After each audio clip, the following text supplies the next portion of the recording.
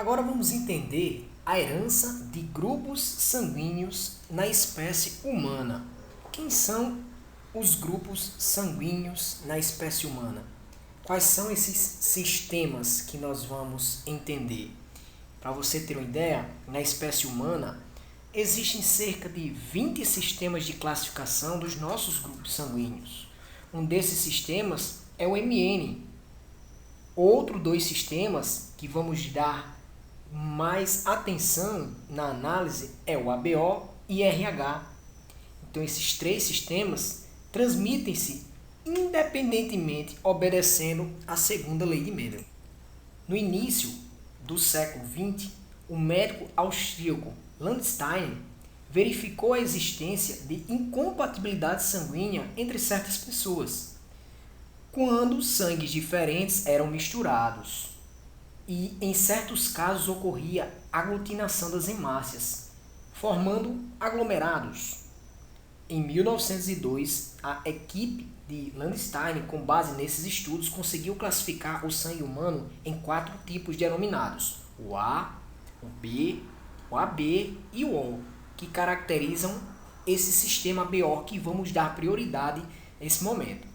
Landstein concluiu que a incompatibilidade entre grupos sanguíneos do sistema BO era decorrente de uma reação entre certas substâncias presentes no plasma sanguíneo, denominadas aglutininas, e substâncias presentes na membrana das hemácias, nas células denominadas aglutinogênios.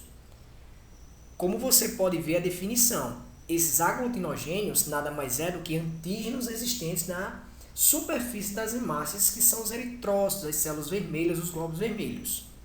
Já as aglutininas são os anticorpos, ou seja, proteínas especiais de defesa produzidas nos linfócitos que vão ficar imersos no plasma sanguíneo. Então, cuidado para não confundir. Uma coisa são os antígenos, que são os aglutinogênios existentes na membrana de uma célula. Outra coisa são proteínas de defesa, anticorpos, aglutininas, que são os linfócitos produzidos no linfócito, que vão estar imersos no plasma sanguíneo. O sistema BO, atualmente, sabe-se que as aglutininas são anticorpos capazes de reagir em certos polissacarídeos dos aglutinogênios.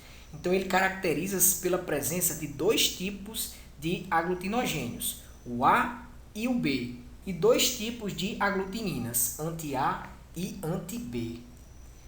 Landstein, ele conseguiu receber um prêmio Nobel em Fisiologia, Medicina, essas áreas da saúde, por seus trabalhos sobre grupos sanguíneos na espécie humana. E graças à descoberta e aos estudos do grupo sanguíneo, é possível realizar hoje transfusões de sangue seguras entre pessoas de grupos compatíveis, claro.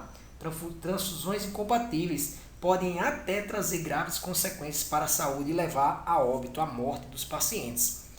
Por quê? Porque as hemácias do sangue recebido se aglutinam e formam aglomerados, se aglomeram, que podem entupir capilares, os vasos sanguíneos, e pode prejudicar até a circulação da pessoa que recebeu o sangue de tipo incompatível com o seu. Vamos entender melhor a genética do sistema ABO. Os 4 fenótipos do sistema sanguíneo, que você pode ver aí na tela, que a gente chama de ABO, na verdade é A, B, AB e O, eles são determinados por um gene que se apresenta em 3 formas alélicas: Izão A, Izão B e Izinho. Trata-se, na verdade, de um caso de alelos múltiplos. Veja bem, o alelo Izão A ele vai determinar a presença de aglutinogênio A nas hemácias. O alelo Izão B ele vai determinar a presença de aglutinogênio B. O alelo Izinho não determina nenhum aglutinogênio. E qual é a consequência disso? Pessoas com genótipos Izão A ou Izão AI têm apenas aglutinogênios A nas hemácias e, portanto, sangue do tipo A. Já pessoas com genótipos Izão B ou Izão BI têm apenas aglutinogênio B e, portanto, sangue do tipo B. Pessoas com genótipo Izão A, Izão B vão ter os aglutinogênios tanto A e B. E seu sangue é do tipo AB, é evidente. Já pessoas com genótipo izinho não tem nenhum dos dois aglutinogênios e seu sangue é do tipo O. Esses alelos que você pode ver AB, isão A e isão B, eles vão comportar-se como codominantes, uma vez que todos dois se expressam na condição heterozigótica, produzindo, claro, respectivamente, os aglutinogênios A e B. Já o alelo izinho, ele é recessivo em relação aos outros dois. As relações de dominância entre esses três alelos, eles podem ser representadas por isão A maior que isão B, que é maior que izinho.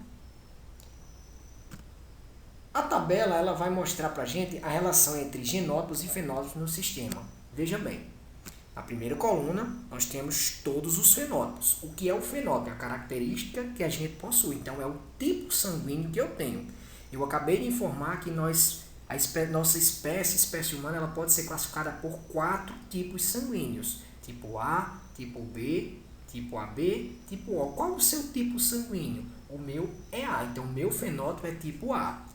Como vai expressar os meus alelos? Como vão se expressar o meu genótipo? Então, se eu sou tipo A, então eu terei isão A ou isão Azinho.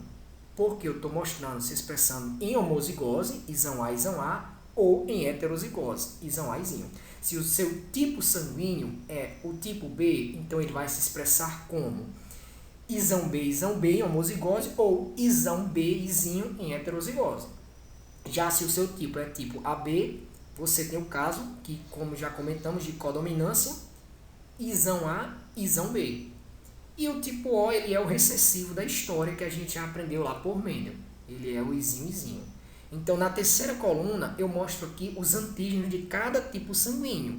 Então, se eu sou tipo A, eu tenho um antígeno A, que são as hemácias. Se eu sou tipo B, eu tenho um antígeno B. Se eu sou tipo AB, eu tenho um antígeno tanto A como de B.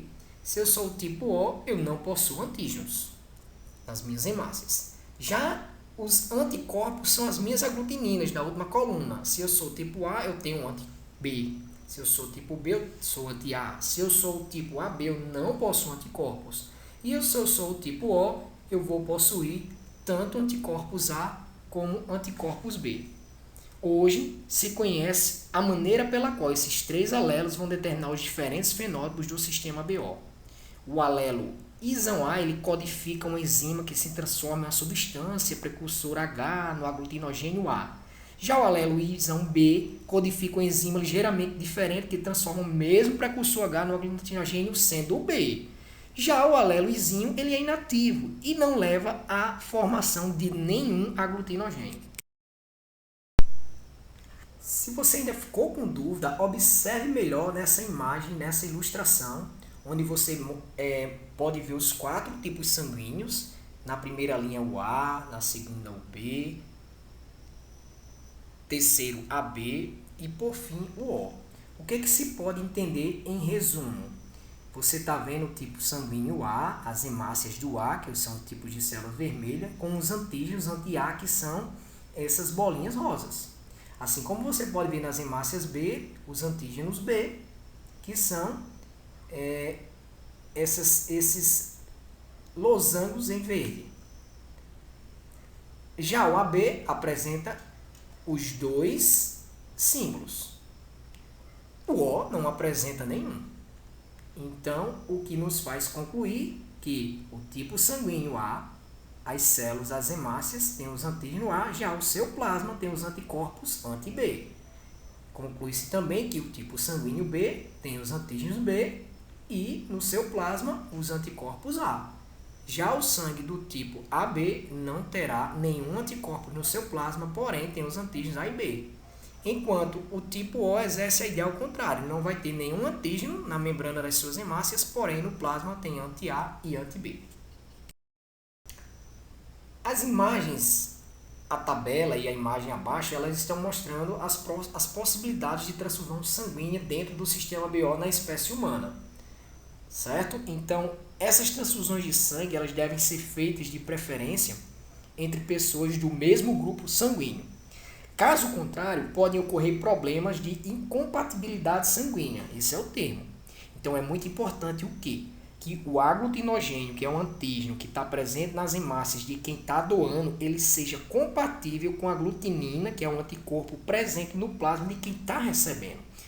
Caso contrário, ocorrerá uma aglutinação das hemácias recebidas, que vai causar o quê? Problemas na pessoa que está recebendo sangue, o receptor. No caso do sistema ABO, por exemplo, né, que é o que a gente está tratando, se o doador tiver aglutinogênio A, só poderá doar para um receptor que não tem aglutinina anti-A no seu plasma, ou seja, indivíduos do grupo A e AB. Se a doação for feita para uma pessoa dos grupos B ou O, ocorrerá aglutinação, pois nesses casos a aglutinina anti-A no plasma do receptor, que vai provocar a aglutinação das hemácias recebidas. Essa imagem mais abaixo ela mostra todas as possibilidades de doação dentro do sistema ABO. O que a gente pode resumir com isso? Que o indivíduo do grupo O ele pode doar para indivíduos do grupo O, para ele mesmo, do grupo A, do grupo B e AB, pois suas hemácias não têm nenhum dos dois aglutinogênios, nem o A nem o B. Já os indivíduos do grupo AB podem receber dos grupos A, do grupo O, do grupo B e do grupo AB, pois no plasma do sangue deles não há nenhuma das duas aglutininas. Indivíduos do grupo O são considerados doadores universais, assim como os indivíduos do grupo AB são considerados receptores universais. Na década de 1940, Landstein e sua equipe eles fizeram uma nova descoberta, injetando hemácias de um macaca mulata, macaco reso, em coelhos, os quais produziram um anticorpo denominado anti-RH, que é a abreviatura em inglês para anti-resos. Ou seja, ao testar o anticorpo anti-RH em sangue humano, os pesquisadores notaram que ele provocava uma aglutinação das hemácias em cerca de 85% das pessoas testadas. Qual foi a conclusão? É que nas hemácias das pessoas havia um antígeno semelhante ao dos macacos resos. Por isso, foi denominado fator RH, que é do inglês resus, o R. RH. As pessoas que reagiram ao anti-RH foram chamadas de RH positivas ou RH+. Por outro lado, em cerca de 15% das pessoas testadas não ocorreu a aglutinação das hemácias. Qual foi a conclusão? Foi que essas pessoas não apresentavam o fator RH e por isso foram chamadas de RH negativas ou RH-. Esse sistema de grupos sanguíneos em que há dois fenótipos, o RH+, e o RH-, foi denominado sistema RH. Para identificar o fenótipo de uma pessoa quanto ao sistema RH, tem que misturar uma gota de seu sangue a uma solução com anticorpos anti-RH. Se as hemácias aglutinarem, a pessoa é RH+. Se não houver aglutinação, a pessoa é RH-. Os fenótipos do sistema RH, como você pode ver na imagem, eles são condicionados basicamente por dois alelos, o Rzão e o Rzinho. Em que Rzão ele se comporta como dominante sobre Rzinho. Então, é preciso a pessoa ter um alelo dominante no genótipo, ser Rzão ou Rzão, para ter o fator RH nas hemácias. E, portanto, fenótipo RH+. Já pessoas homozigóticas recessivas, que é o Rzinho, não tem o fator RH e seu fenótipo é RH-. Uma doença relacionada ao fator RH é a eritroblastose fetal, também conhecida popularmente como doença hemolítica do recém-nascido. Essa doença ela é caracterizada pela destruição das hemácias do feto ou do recém-nascido, podendo levá-lo à morte. A eritroblastose fetal só ocorre quando mulheres do RH- têm filho RH+, o que pode acontecer quando o pai é RH+. Então, o que é que acontece? Durante a gestação, substâncias presentes no plasma eles passam da placenta da mãe para o filho e vice-versa. No entanto, durante o parto, quando a placenta se desloca do útero, o os capilares desses se rompem e vão permitindo o quê? A passagem de hemácias do feto para o sangue da mãe. E se o filho é RH+, suas hemácias apresentam o fator RH, que ao entrar em contato com o sangue da mãe RH-, vai estimular a produção de anticorpos anti-RH que fica no plasma da mãe. Então, na primeira gestação, não há perigo de ocorrer a eritroblastose, a não ser que a mãe já tenha sido sensibilizada anteriormente por meio de transfusões de sangue recebendo RH+. Atualmente, claro, graças aos conhecimentos sobre o sistema RH de grupos sanguíneos, é possível evitar essa doença. Uma mulher RH- que vai dar à luz a uma criança RH positiva, ela recebe logo no momento do parto uma injeção intravenosa de anticorpos anti-RH e estes se combinam com as hemácias RH+, evitando que elas sensibilizem a mulher. A tabela mostra que em transfusões, além de se analisar o sistema ABO, devemos analisar também o sistema RH. Assim, indivíduos RH negativo, eles podem doar sangue tanto para os RH negativo como para os RH positivo. Considerando também esse sistema, o indivíduo doador universal é o do tipo O RH negativo e o receptor universal é o do tipo AB RH positivo. É isso aí, meus alunos. Chegamos ao final de mais uma aula, mais um encontro de biologia com esse tema fantástico que é sobre genética. E hoje nós podemos compreender sobre a herança de grupos sanguíneos na espécie humana. Os três principais grupos, o MN, o ABO e o RH, assim como também nós passamos pelas variações do modelo mendeliano durante esses dias anteriores, passamos pelas leis que explicam a herança dos genes e das características hereditárias, tanto na nossa espécie como em todos os outros seres vivos. E, por enquanto, vamos agora pôr em prática o nosso conhecimento para poder entender a genética e a biotecnologia na atualidade nos nossos próximos assuntos que vamos trabalhar aqui com vocês. Um forte abraço do professor Clívio e que Deus abençoe o coração de cada um de vocês.